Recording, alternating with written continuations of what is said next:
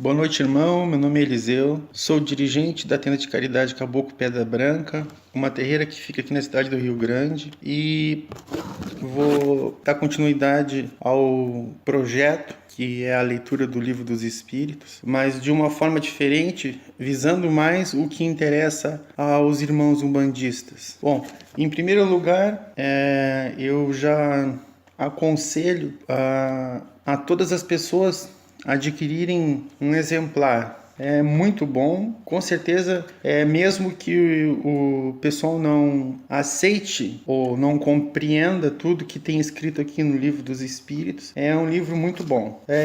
O Allan Kardec, ele fez esse livro, essa obra, e mais outras quatro obras que são fundamentais, né, para a doutrina espírita. Até eu falei no vídeo passado que o nome dessas obras se chama Pentateuco, né? Porque são 5 livros. O Livro dos Espíritos, o Livro dos Médiuns, o Evangelho segundo o Espiritismo, o Céu, o Inferno e a Gênese. Eu recomendo todos eles, mas pelo menos esses três principais para nós que somos umbandistas, né? A leitura desses 3 livros que eu vou falar agora, elas são muito importantes. E aí, assim, como eu falei, vou repetir mais uma vez, mesmo que a pessoa não aceite ou não compreenda tudo que tem escrito, tem muita coisa boa. Então, dos 5, pelo menos 3, eu acho que o umbandista deve ler. Evangelho segundo o Espiritismo, esse ele deve ler sempre. O Livro dos Espíritos e o Livro dos Médiuns, principalmente para quem está se desenvolvendo. Então, assim, como é que se constituiu essa obra? O Allan Kardec, ele começou a investigar os fenômenos espíritas, tá? E depois que ele se deparou com os fenômenos espíritas, ele fez a diferença, ele diferenciou o que era o fenômeno espírita falso, o que eram as manifestações falsas e as manifestações verdadeiras. E a partir do momento que ele começou a entender o que eram manifestações verdadeiras, né, mediunidade de verdade, não falcatrua, ele começou a entrevistar os espíritos incorporados nos médiuns. Então fez perguntas bem inteligentes e a partir dessas perguntas, dessas entrevistas que ele fazia com os médiuns, ele criou essas obras aí que eu falei anteriormente. Então, assim, o Livro dos Espíritos, ele começa com uma introdução, falando mais ou menos isso que eu disse. Tem muito mais coisa, é claro. Depois tem um prolegômenos, que para mim seria a continuação dessa introdução, só que de uma forma filosófica. Claro, filosofia, né, baseada na doutrina espírita, né? E a doutrina espírita é totalmente filosófica, né? Então, assim, quais são os princípios da doutrina espírita? Fala sobre a imortalidade da alma, a natureza dos espíritos e as suas relações com os homens, as leis morais, a vida presente, a vida futura. Nesse livro, o Kardec fala sobre essas coisas, esses itens aí. E a primeira pergunta que o Kardec fez para os espíritos, ele perguntou assim: que é Deus? Tá? E o espírito que estava incorporado respondeu assim para ele: Deus é a inteligência suprema, causa primeira de todas as coisas. Deus, eu vou repetir, é a inteligência suprema, causa primeira de todas as coisas. Então, ele continua essa pergunta número 1. Tem várias perguntas nesse item aqui, nesse capítulo, e fala várias coisas, fala sobre Deus e o infinito, provas da existência de Deus, fala sobre atributos da divindade, tá? Essa parte aqui, Deus e o infinito, eu não vou entrar em detalhes, provas da existência de Deus também não vou entrar em detalhes, tá? É muito filosófico e eu recomendo que quem tiver interesse que compre o livro e leia. E se alguém tiver alguma dúvida sobre alguma questão e eu souber responder, pode colocar abaixo aí do vídeo nos comentários que eu vou tentar responder. Então, assim, um título bem interessante, um subtítulo, quer dizer, bem interessante, é Atributos da Divindade. Então, ele foi além, os espíritos foram além da definição, né? O que é Deus? Não. O que é Deus? Já começa que a pergunta não é nem quem é Deus, é que é Deus, tá? Então, ele já começa já com uma pergunta inteligente no sentido que Deus não é um homem, não é uma pessoa, é um ser especial. Aí, o próximo título chama-se Atributos da Divindade. Os espíritos atribuem características para Deus, tá? A primeira característica, Deus é eterno. Lógico, não acho que essa citação não precisa mais comentário. Deus é imutável. Bom, imutável, ele não muda. E aquilo que não muda porque é perfeito, tá? E aqui, no caso, tem algumas outras explicações, mas eu vou deixar só essa. É imaterial, quer dizer que Deus não é nada parecido com o que a gente conhece como matéria. Ele está muito diferente do que a gente conhece, ele não é matéria, né? Ele está mais para espírito do que matéria, tá? É lógico que tem aqui outras considerações, tem uma abordagem filosófica que é muito interessante, muito, muito, muito interessante mesmo. Mas eu vou fazer apenas um resumo aqui. Deus é único. Bom, no momento que a gente pensa, que a gente acredita que Deus é único, então a primeira coisa que vai por água abaixo é aquela ideia de que existe dois deuses ou dois seres governando o universo. Algumas crenças falam que existe um Deus e um ser maligno, o bem e o mal. Não. Então, nesse momento, quando a pessoa acredita que Deus é único, então ele é único. Não existe um outro Deus, não existe nenhum outro ser que se equivale ou que se compare a Deus, que seja maior ou igual a Deus, tá? Então, ele é todo-poderoso. Bom, se ele é todo-poderoso, ele é onisciente, onipresente e onipotente. Onisciente, ele sabe tudo. Onipresente, ele está em tudo que é lugar, tá? E onipresente, onisciente, onipotente. E onipotente, ele é o poder máximo. Então, ele é o único e ele é o poder máximo. Então, mais uma vez eu repito que a doutrina kardecista deixa bem claro que não existe essa dualidade de um ser maligno e Deus. Não existe isso. A doutrina kardecista ela tem uma ideia bem clara sobre isso. Então, algumas doutrinas que falam... a doutrina católica, não posso dizer que fale de um Deus do bem e um Deus do mal, mas ela fala de uma criatura maligna. Mas, assim, na doutrina kardecista, esse tipo de ideia ela é totalmente refogada, tá? Existe, sim, o mal na alma humana, mas não uma criatura, não um ser todo-poderoso que represente o mal. Existe o mal no ser humano, tá? Aí, na continuação da leitura, a gente vai entender melhor isso aí. Eu vou tentar explicar melhor isso aí para vocês. E Deus é soberanamente justo e bom. Bom, aí, justo e bom, é soberanamente, ele é infinitamente justo e bom. Então, uma pergunta que eu faço aos ouvintes, aos irmãos que estão ouvindo, é se vocês concordam com esses atributos da divindade. Deus é eterno? Vocês concordam que Deus é eterno? Deus é imutável? Deus é imaterial? Deus é único? Vocês concordam que Deus seja único? Ou que exista outro Deus? Ou que exista um outro ser no universo que se equipare ou que se equivala a Deus? Né? Deus é único? Vocês concordam com isso? Deus é todo-poderoso? E Deus é soberanamente bom e justo? Vamos pensar, vamos tentar refletir nesses conceitos. Esses conceitos, assim, à primeira vista, parecem bem simples, né? Bem aceitáveis. Principalmente na questão, Deus é único? Sim. né? Eu acredito que a maioria dos ouvintes acredite nisso.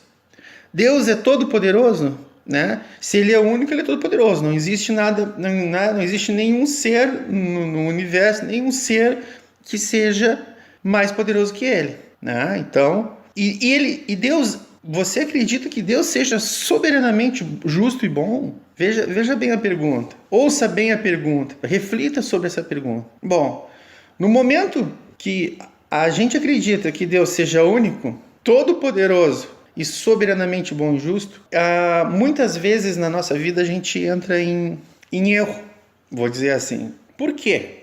Bom, eu já vou fazer uma consideração. Eu posso dizer assim, ó, que 99% das pessoas, tá, não acreditam que Deus seja único, que Deus seja todo-poderoso e que Deus seja soberanamente bom e justo. 99% das pessoas ou mais, tá? E que durante as 24 horas do dia, nós todos, a gente não considera isso.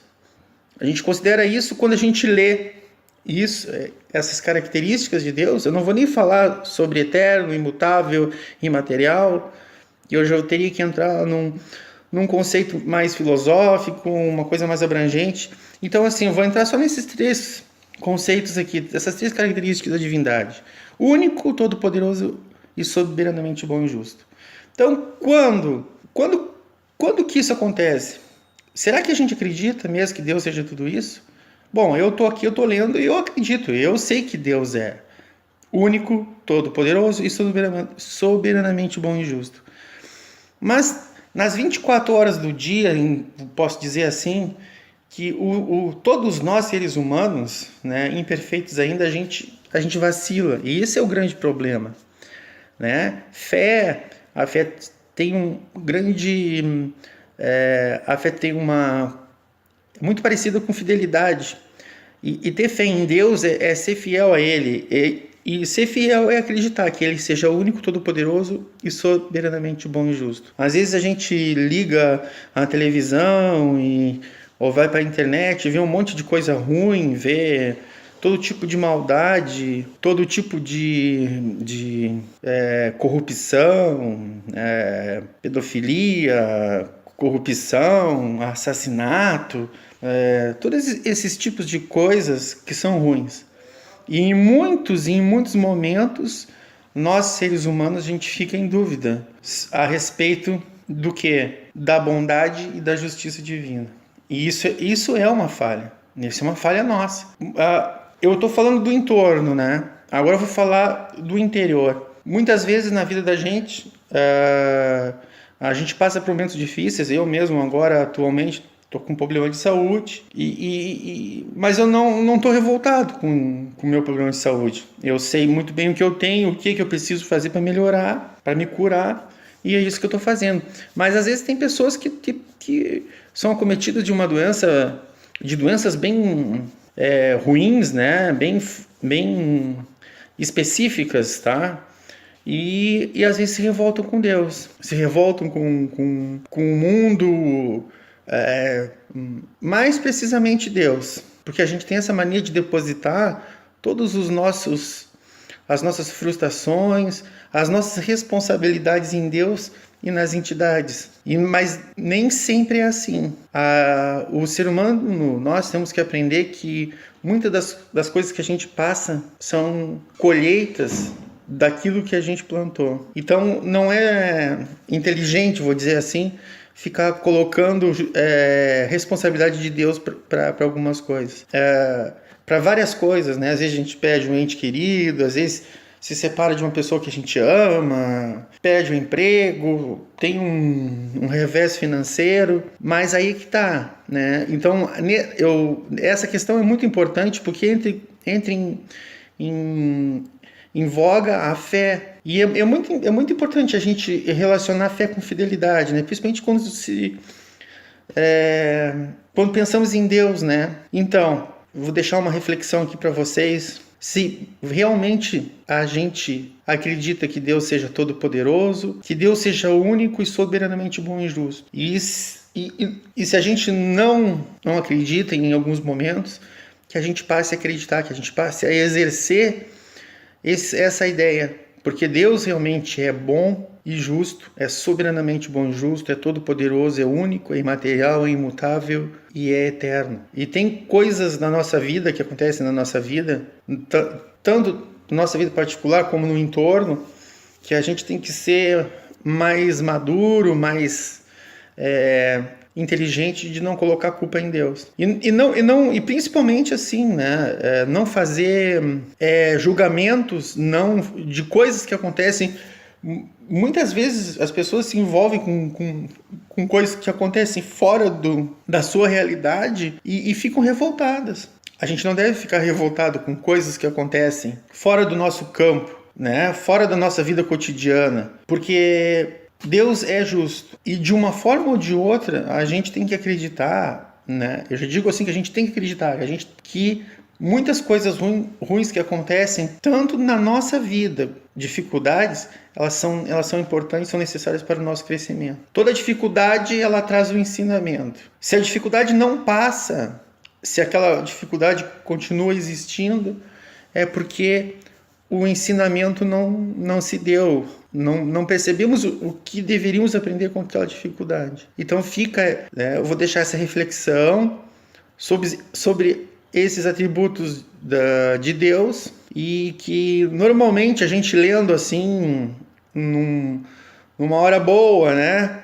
A gente vai dizer, não, com certeza, Deus é eterno. E aí tu vai pensar no conceito de eternidade. Para Deus, que é bem complicado. Deus é imutável, né? Deus é imaterial, Deus é único, é todo-poderoso, é soberanamente justo e bom, né? Tem um conceito que o pessoal fala assim, Deus é o criador de tudo e de todos. Eu acho um conceito muito simplista. Por que é simplista? Bom, realmente Deus é o criador de tudo e de todos. Mas quando a gente pensa assim, quando a gente coloca Deus como criador de tudo, de todos, a gente está colocando apenas uma parte, né? A gente está levando em consideração só uma parte, só uma parcela de Deus. Porque a gente pensa assim, bom, Deus criou tudo e todos e se foi embora. Não, isso não é verdade. Então assim, eu vejo muita gente falando, Deus é isso, Deus é o criador de tudo e de todos. Né? Eu não comento, porque cada um tem jeito de pensar o que quer, mas é um conceito muito simplista e um conceito que pode levar a um erro. Qual erro? Esse erro que eu falei agora. Como se Deus tivesse criado o mundo, o universo, criado tudo e todos, né? Todos os seres, inclusive nós seres humanos, as entidades, e dado no pé, deixou tudo assim ao léu. Mas não, gente. Então, Deus continua sempre agindo, né, na nossa vida, Deus continua sempre agindo no nosso mundo, por piores que sejam as coisas que aconteçam, Deus está lá, com certeza Ele está lá. Então, fica essa reflexão, se a gente tem essa maturidade de aceitar, de compreender esses atributos de Deus, tanto nas horas boas quanto nas horas ruins, né?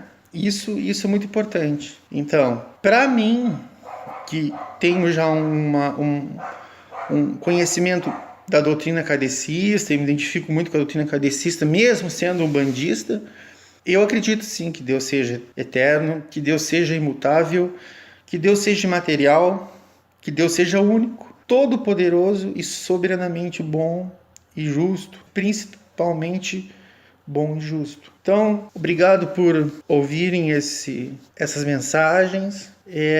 Talvez no próximo áudio a gente continue falando sobre isso, para não ficar muito grande o áudio, porque senão o YouTube não aceita a publicação. E que Deus nos abençoe com muita paz, sabedoria e saúde.